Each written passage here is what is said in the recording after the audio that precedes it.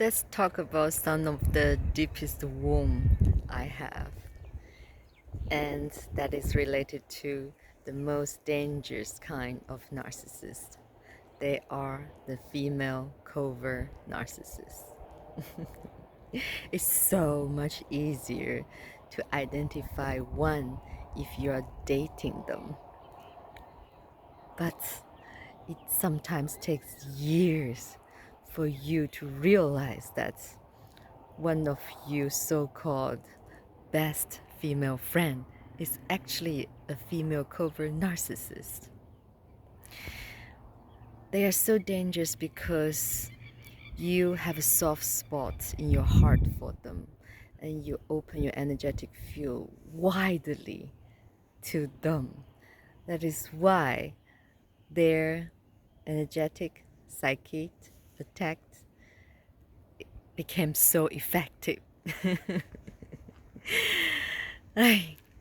Well, with my personal experience, I can say that now every day I wake up, I celebrate that this is the first period of my life that I do not have one female covert narcissist as my fake best friend in my life. And you can have this too. Here are some advice to share with you to help you to identify them. First of all, they have two faces. They're always trying to hide the fact that they're extremely insecure about everything, about their look, which make them putting a lot of effort to follow the trend, to get the resource to purchase all kinds of items, to do the nails, to keep up being a fake hipster. And secondly is that they are so insecure that they are just not talented, so they do everything they can to be with the talented individual like you, so that they can gain some kind of prestige. If they are only by themselves, nobody will ever even notice them. And they're also hiding the fact that they truly do not want anything good that happened to you, their fake best friend. So they do everything they can to sabotage it, whether hiding in your organization, to like a sleeper, to deconstruct all the important connection with the members, or slowly destroy your confidence for yourself, or destruct your romantic relationship that they thought might be good for you. It is really, really hard to recognize the two faces because they are the master of acting. They will make you feel that they are the most empathetic people in the world, and they seems like the greatest supporter for environmentalism or humanitarian cause, or even your suffering.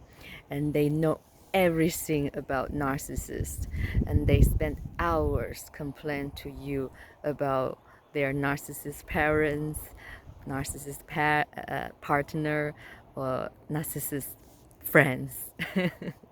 So, well, of course, if you really pay attention, eventually you will recognize the two faces. And the second point is that they are into power struggle, and that is the whole game. There's no love, but only power struggle. It's only about who has the upper hand. True unconditional love does not care about the whole concept of who has the upper hand.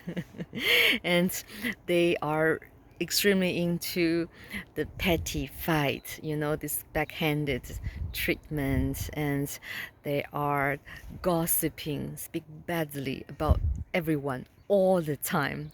You will hear them talking really badly about one of their closest friend, only to find out that after years they are still together as best friends. And when you sometimes run into her other friends with her, you can sense that she has spoken badly about you as well because of their awkward, strange behavior of their friends towards you. And the third thing about female covert narcissists is that you can identify them by eventually their choice of partner or whoever they decide to be close to. I know many of them, okay? They know exactly that person, whether a friend or a potential partner, they know that they are narcissists. But after years, you found out that they, in the end, decide to be with those narcissists, and they also make it very clearly that by being with those narcissists, they can gain some kind of power, social status, opportunity, resource, money, prestige. And that's the moment of truth. That's when you know that, okay, in the end, that is what you want. And then you somehow feel kind of pity for yourself by wasting hundreds of hours listening to them because of your empathy. In fact, that they are using your empathy as a weapon to defeat you, to actually take energy from you. Every time after hearing about their complaint, you feel so drained. You feel so bad for them, but at the same time, you are so drained. And another point is that they actually super manipulated, and they will also use their sexual power as well. They have absolutely no morality. They can cheat, they can be with people who they shouldn't be with, or just to gain or some kind of opportunity or power. That is why also if you have one in your life, it's super dangerous, because I saw with my own eyes that they destruct the romantic relationship of my other friends, and I feel really bad about it because that I brought such a fake friend into my circle. So if you have one female covert narcissist in your life, you cannot thrive, really. And they're like a time, a bomb with timer. Eventually it will explode.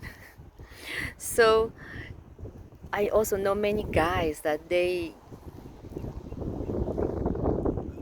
just are really tend to fall for covert female narcissists, and despite the abuse, they saw that the female covert narcissist is actually a victim, because that's this last point, is that the female covert narcissists, they're so great at victimizing themselves. They are always the greatest victim in every story. Everyone is